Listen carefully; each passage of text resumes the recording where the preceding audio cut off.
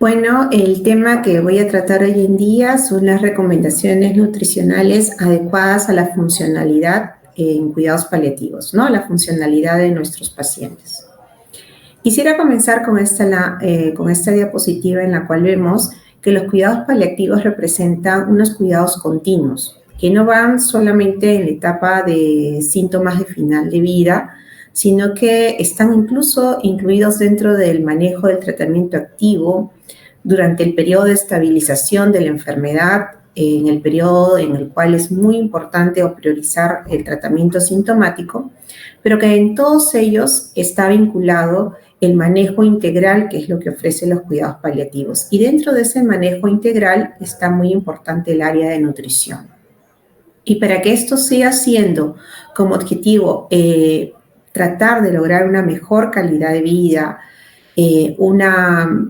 digamos, no está asociado en sí a la mortalidad, sino que hay que considerar el pronóstico de mortalidad que pueda tener el paciente o el riesgo de toxicidad frente a todos los tratamientos, es que la valoración que se hace de estos pacientes es integral para cada una de las intervenciones. Es decir, como ven las flechitas, si yo evalúo la parte nutricional es porque he evaluado el estadio de la enfermedad, los síntomas que pueden estar causando alteraciones para poder yo nutrir a mi paciente, la funcionalidad, ya sea con alguna escala que yo tenga que utilizar, y el tipo de tratamiento que está llevando a mi paciente, ya sea incluso tratamientos quirúrgicos, ya sea tratamientos farmacológicos, tratamientos de radioterapia o incluso de quimioterapia. Así que lo que quiero detallar con ello es que, en primer lugar, los cuidados paliativos son bastante dinámicos y, sobre todo, integrales. Esta es la agenda de mi exposición el día de hoy. Voy a hablar sobre conceptos de alimentación y nutrición, que es el pilar un poco para saber realmente las mejores recomendaciones que podamos hacer en nuestro paciente, la educación y asistencia nutricional que siempre debemos tener hacia ellos y sobre todo también capacitarnos nosotros, cuál hay que definir bien los conceptos de riesgo, de desnutrición, de caquexia, de sarcopenia, que son diagnósticos que van a manejar mi paciente, aun cuando tengan otro diagnóstico, digamos, más importante, que viene a ser o el diagnóstico oncológico o la misma enfermedad avanzada, que es como la más prioritaria de manejar, más que prioritaria, la más importante, ¿no? Y las recomendaciones de soporte nutricional. Nuevamente, la enfermedad afecta a un paciente, pero el paciente está en medio de un entorno, hay un estadio de esa enfermedad, hay una funcionalidad que maneja el paciente, hay un pronóstico que hay que enfrentar con la enfermedad, hay un tipo de tratamiento que está llevando el paciente y todo ello es lo que tiene que valorar el equipo multidisciplinario. Comenzando con el concepto de alimento y alimentación, esto es tal vez lo más importante, diferenciar qué cosa es alimento, qué cosa es nutriente, qué cosa es alimentación, qué cosa es nutrición. Alimento es toda sustancia elaborada, semielaborada o bruta, es decir, de la forma más pura comerla, pero que está destinado al consumo humano. Obviamente, según el Códex Alimentarios, que es un organismo internacional que define este concepto de alimento, jamás incluye los cosméticos y el tabaco. Pero después, todo aquello que consume el ser humano es un alimento. Y la alimentación viene a ser el proceso de consumir los alimentos en forma consciente y voluntaria. Es decir, yo deseo comer algo y voluntariamente lo como. El acto de ingerir un alimento es la alimentación. Y los objetivos que tiene una alimentación netamente no son para nada fisiológicas. Pueden tener diferentes tipos de objetivos en base a los diferentes comportamientos alimentarios que vamos a tener. Es decir, obviamente, algunas veces la alimentación nos va a nutrir, algunas veces no, algunas veces nos va a mejorar el estado de ánimo, etc. Entonces, lo más importante es establecer que los alimentos existen para ese proceso de alimentación que tiene bastantes tipos de componentes importantes a valorar. Hay un componente biológico que es el hambre. Yo como porque tengo hambre. Y esto no está determinado por una sensación subjetiva. Hay sustancias en el hipotálamo en las cuales indican que el organismo biológicamente necesita llevarse calorías. necesita ingesta de alimentos. Entonces, si tengo hambre, es un componente para alimentarme. Pero para alimentarme no solamente es importante tener hambre, también puede ser un deseo. Ahí se va el componente hedónico, que hace referencia al grado de satisfacción que tenemos con el proceso de alimentación. Muy importante, sobre todo si queremos generar bienestar. Saber que el alimento, que en tal caso de repente no tiene fines nutricionales, sí nos ocasiona un componente de placer. Igual que está asociado el componente psicológico de comer. Hay personas que comen justamente para generar una recompensa, como también se restringen alimentos como para generarse un castigo. Entonces es muy importante valorar ese componente a la hora del proceso de la alimentación. Y por último, y no menos importante, el componente simbólico, en el cual la alimentación está dentro del entorno cultural que vivimos. Por ejemplo, representa un acto simbólico en medio de una festividad o representa un patrón alimentario por una determinada festividad religiosa, ¿no? Por ejemplo, en Semana Santa muchas personas no comen determinadas carnes. En el aspecto cultural hasta podría decir que ya en octubre estamos, es clásico que vienen los turrones, entonces hay ese componente que es importante también detallarlo a la hora de saber los procesos de alimentación.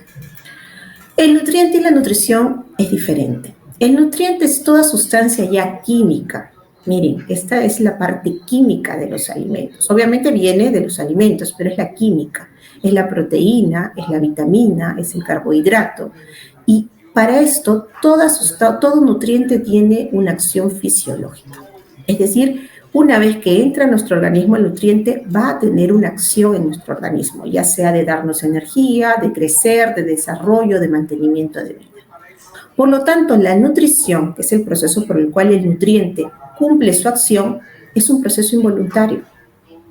Yo de los alimentos que coja el nutriente va a tener un metabolismo que es totalmente involuntario en nuestro organismo y que va a proceder a hacer una acción fisiológica. Por lo cual, la nutrición es totalmente medible. Yo sé que tanta cantidad o tal nutriente va a ejercer una acción y yo voy a saber qué acción va a ejercer en nuestro cuerpo. Es como un fármaco, ¿no? Yo ya sé que ese fármaco va a hacer una determinada acción. Yo ya sé que ese nutriente va a hacer una determinada acción. Por lo tanto, no hay más componentes en la nutrición. La nutrición es ciencia y está en vista a que conseguimos objetivos en el organismo. Y por eso les traigo la foto un poquito como para dar la conclusión a esto.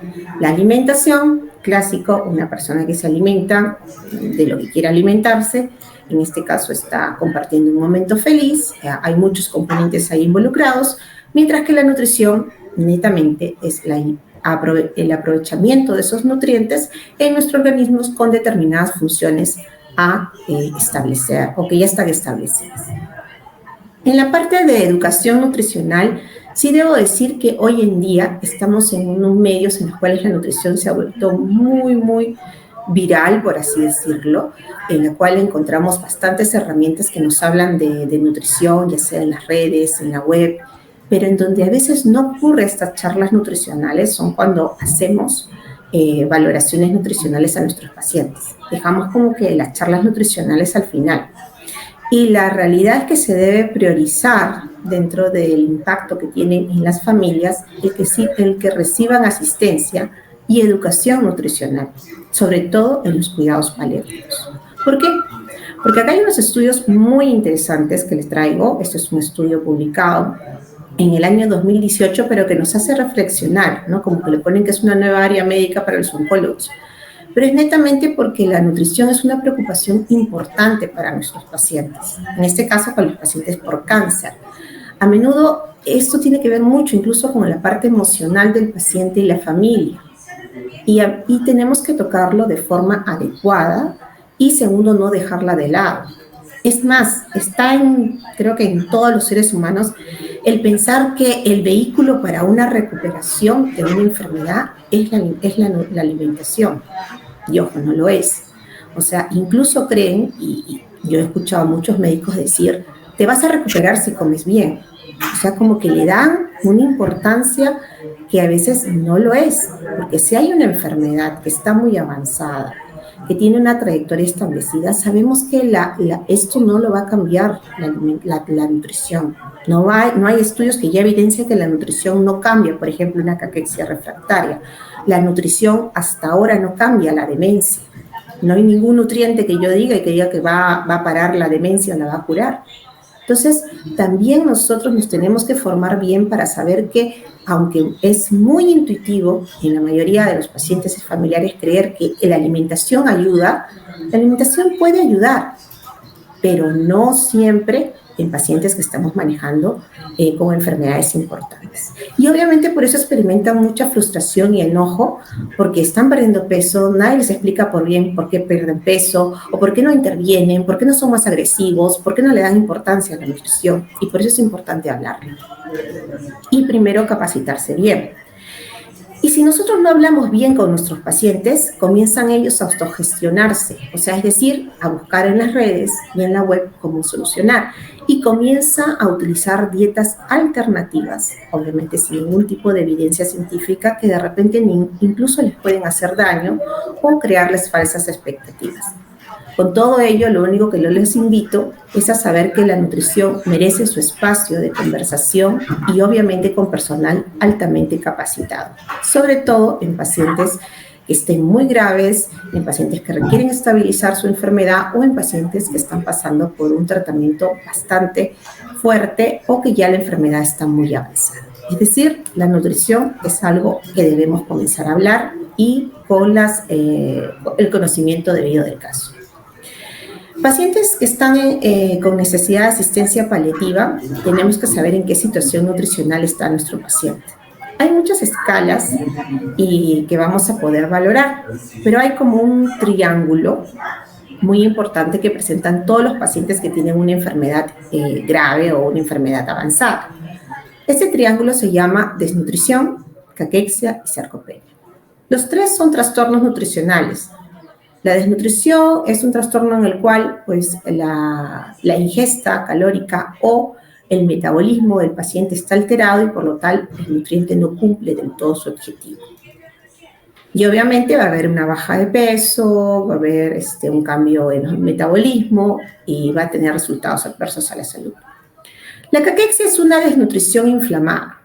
Netamente el paciente está inflamado y encima está desnutrido. Y la inflamación es producto de una enfermedad que está descontrolada, ¿no?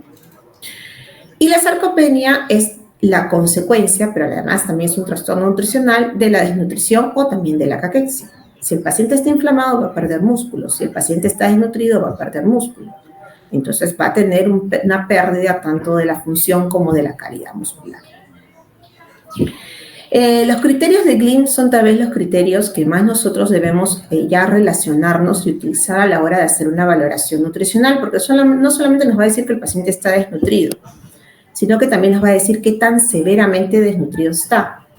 Cuando queremos saber que está desnutrido, simplemente buscamos un criterio fenotípico o un criterio etiológico de los criterios Gleam, que acá se los muestro. Pero si queremos saber qué tan severo está la desnutrición, tenemos que ver los criterios solo fenotípicos. Es decir, tenemos que ver que el paciente haya perdido más del 10% de su peso en 6 meses. Esto ya desde ya nos alerta que todo paciente debemos pesarlo, debemos saber su peso y debemos monitorizar el peso del paciente. O que tenga un índice de masa corporal menos de 18. Si un paciente tiene un índice de masa corporal menos de 18, nos está indicando que el compromiso de la composición corporal, su pérdida ha sido severa. No importando el peso que haya tenido previo, el paciente puede haber estado obeso, pero si pierde el 10%, ya es un paciente con desnutrición severa. Entonces, eso es importante también para establecer. Y en cuanto a validación de caquexia, pues sí, hay muchas escalas. Yo traigo esta escala porque es al menos la que he encontrado que en pacientes sí, obviamente solamente oncológicos, me ayuda a valorar el estado de precaquexia o caquexia de acuerdo al puntaje y a las escalas que yo suelo utilizar, como vienen a ser pérdida de peso, medir el SARC-F, medir la escala del EPOC, que es una escala que se utiliza bastante, la pérdida del apetito. y valores bioquímicos que puede encontrar de glóbulos blancos, albúmina, hemoglobina, y poner un puntaje a cuánto es la caquexia o si el paciente por ahí ya está en caquexia refractaria. Pero la idea es que ustedes puedan encontrar algún tipo de herramienta validada que les pueda valorar también el nivel de caquexia que esté el paciente, ¿no? Para sus intervenciones. La caquexia no solamente hay en cáncer, ¿no? También hay en muchas enfermedades y creo que una de las que más se presenta es en la caquexia cardíaca. Para eso ya utilizan solamente los criterios establecidos hace mucho tiempo por Evans, en la cual el criterio mayor tenía que cumplirse uno de los dos y 3 de los criterios menores para decir que el paciente está con caquexia, ¿no? El paciente puede estar con caquexia y con desnutrición, ¿no? Como le digo, es un tipo de desnutrición inflamada. Ojo, la caquexia da mayor mortalidad independientemente, en el caso del problema cardíaco, de la disminución de la fracción de eyección o de la escala de NIJA que pueda tener el paciente, solo para saber lo importante. Y una vez que nosotros ya tenemos validado el estado nutricional del paciente, dependiendo de qué estado esté severo o no, tenemos que hacer una medida de recomendaciones de soporte nutricional. Y es ahí cuando ya comienza a tener importancia la valoración integral. Es ahí cuando se complica la situación porque se hace más detallado y más extensivo la valoración del paciente. El paciente amerita una valoración que ya hemos hecho nutricional, pero también una valoración metabólica, saber cómo es su carga inflamatoria, evaluación de la funcionalidad, por lo menos aplicar una escala de Bartel o una escala de CATS que nos indique en qué estado funcional está el paciente. Yo diría que junto con la funcionalidad apliquemos una escala de movilidad, ¿no? ¿Cuánto se mueve el paciente? ¿Qué tipo de movilidad tiene, ¿no? Podemos utilizar la escala de Dinamarca, pero la idea es valorar la funcionalidad y la movilidad. Síntomas gastrointestinales importantes. Si queremos nutrir al paciente, tenemos que saber qué síntomas tiene y qué intolerancias puede tener, si tiene disfagia o no tiene disfagia nuestro paciente. Si hay otros síntomas que no están controlándose bien, como el dolor, o síntomas depresivos o síntomas de ansiedad, que tenemos que alertar al equipo en nuestras recomendaciones que queremos hacer de soporte nutricional, efectos adversos, qué fármacos está tomando, sobre todo si hay mucho manejo analgésico, probablemente el paciente esté con mucho estreñimiento y hay que valorar eso también. Y obviamente el estadio de la enfermedad, ¿no? ¿En qué momento de la enfermedad estamos nosotros interviniendo en los cuidados paliativos? ¿En el tratamiento activo, en el tratamiento de estabilización, en el tratamiento ya solo sintomático? Entonces yo tengo que saber porque de eso va a depender el soporte nutricional que yo decida. El estado psicológico de mi paciente, la espiritualidad, ver qué motivaciones y valores personales tiene el paciente. Esto se tiene que hacer bajo una evaluación muy especializada.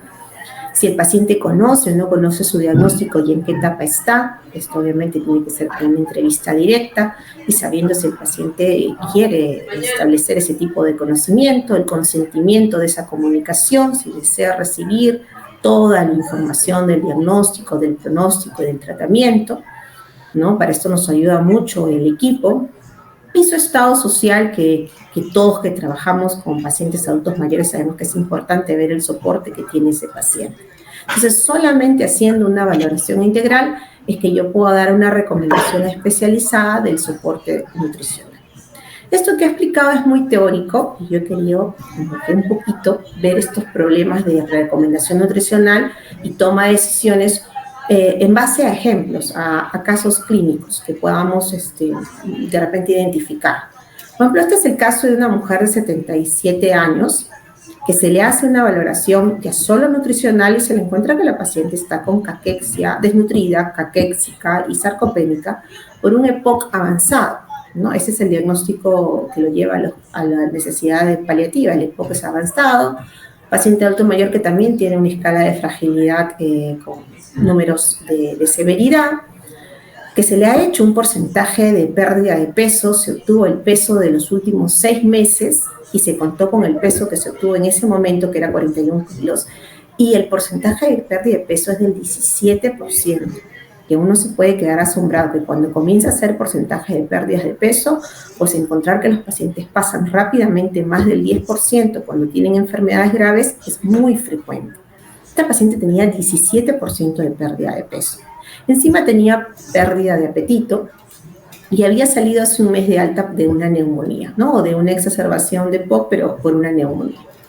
Inmediatamente también evaluamos la funcionalidad y que ya las actividades instrumentales era dependiente, pero no en todas las básicas. Nos encontramos que a pesar de la caquexia, la sarcopenia y el EPOC avanzado, la persona tenía solamente problemas para entrar y salir de la ducha, obviamente para subir las escaleras, que era casi imposible, y ya se trasladaba con mucha dificultad, cosa que antes de la hospitalización nos había dicho que no. Debemos saber que en el entorno ella vive en un tercer piso, la hija trabaja en el mercado, pero tiene el apoyo de una sobrina, así que esas son más o menos las herramientas que tenemos para apoyarnos. Valorando la parte anímica, nos encontramos que existe expresión de síntomas depresivos, incluso ella dice, siento miedo de ser mayor carga. O sea, que la enfermedad en realidad se traduzca en una mayor carga a la hija querida, ¿no? Y que ella se percibe mal, ¿no? Me veo mal.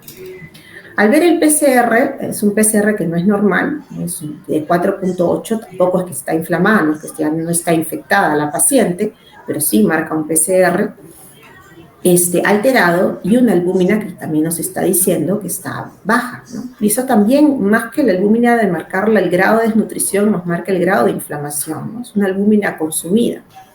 Los síntomas asociados es urgencia, tenía muchos cambios de sabores, y estreñimiento, algo que marcaba mucho.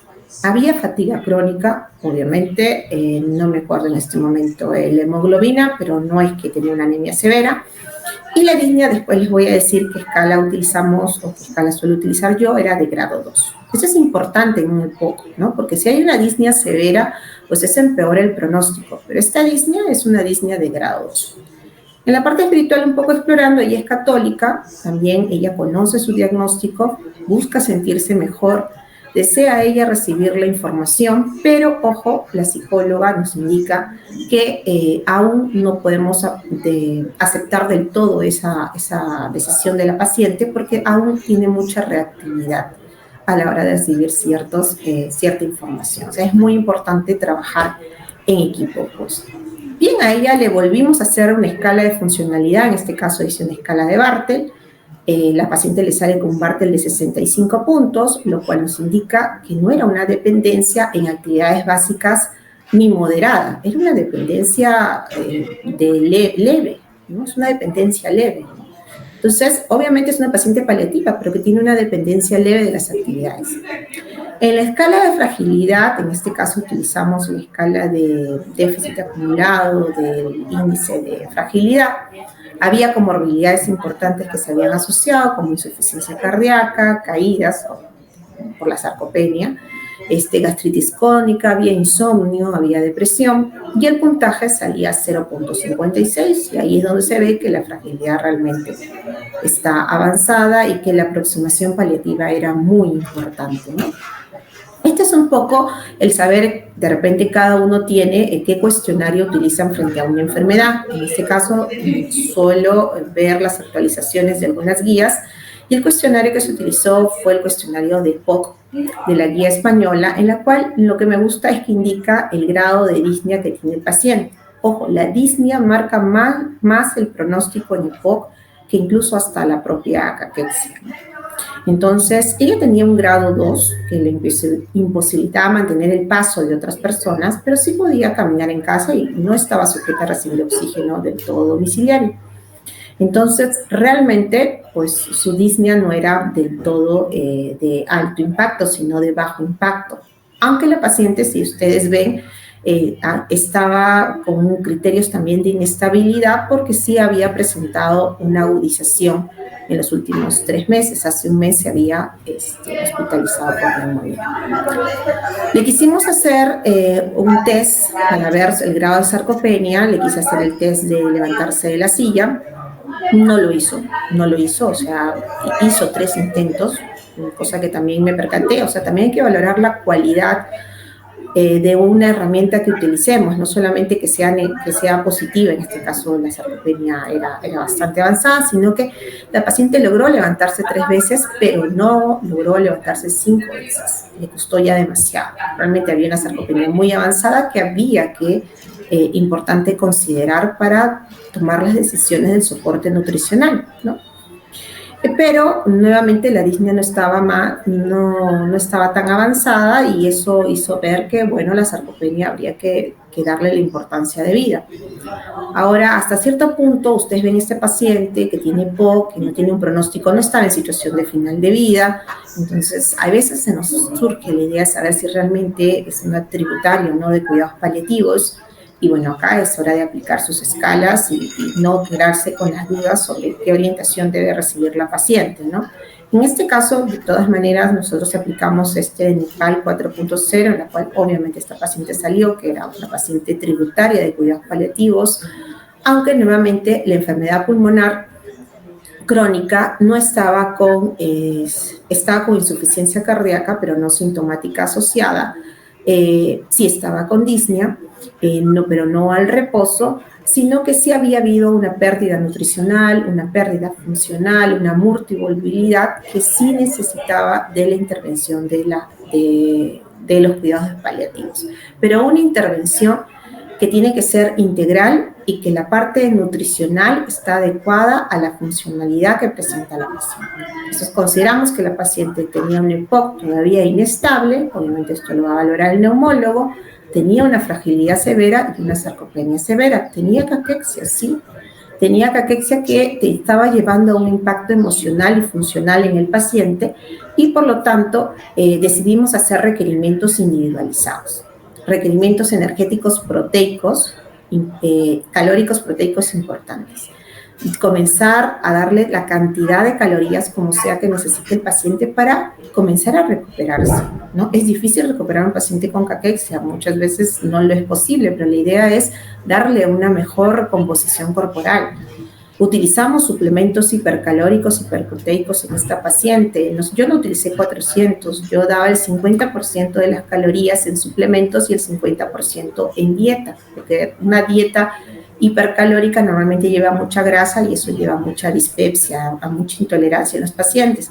Entonces, daba hasta el 50% de los requerimientos en suplementos. Obviamente la teníamos que fraccionar, teníamos que hacer una alimentación preferente, de eso obviamente se encargaba la nutricionista, y de mucha educación nutricional. Suplementos vitamínicos, sí, obviamente, en caso de que el suplemento que se utilice no tenga una composición completa, hay que utilizarlo porque vamos a dar más proteínas, más carbohidratos, más grasa, y intervenir multidisciplinariamente, es decir, que intervenga el terapista físico y el área psicológica y el área social, porque esa paciente necesitaba actividad física, ¿no? Necesitaba terapia física para mejorar. Y esta fue la evaluación de la paciente en 5 meses.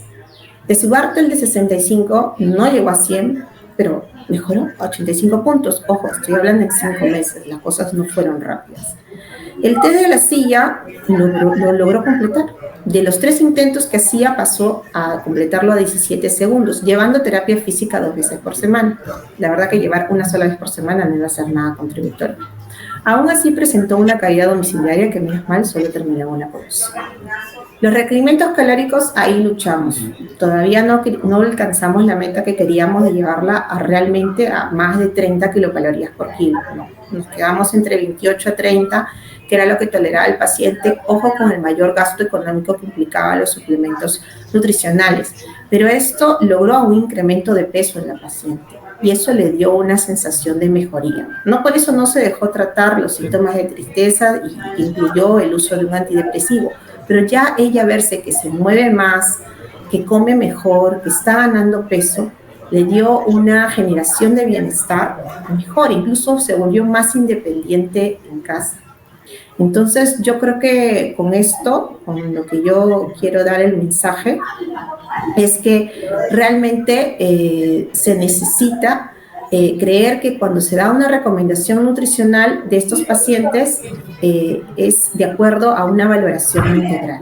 Es lo más importante, porque es lo que necesitan, ¿no? No dejarnos llevar solamente por la enfermedad avanzada, sino hacer una valoración de todos los detalles en cada área de dimensión que se mueve el paciente y ver cómo se puede lograr la generación de bienestar, ¿no? Si es uso de suplementos, sí, si ya estamos en una etapa muy avanzada con síntomas de final de vida, obviamente no interesa ahí la nutrición, ahí lo que interesa es la alimentación y todos sus componentes hedónicos, simbólicos. Yo hasta ahora me acuerdo de un paciente que entró en una dinámica muy rápida de la enfermedad, en este caso era oncológico, y en el cual había mucha importancia en la alimentación porque eran los momentos que el paciente compartía con su esposa o con su nieto querido y era el comer la comida que ellos preferían, ¿no? Que invitaba incluso a conversaciones muy íntimas, que fueron los recuerdos incluso que dieron bienestar también a los familiares, ¿no? Les ayudó a generar mejores recuerdos incluso en momentos que sí eran difíciles de transitar. Así que este es mi mensaje en lo que tiene que ver con la evaluación y tratamiento nutricional en un paciente en cuidados paliativos con diferentes funcionalidades. Gracias.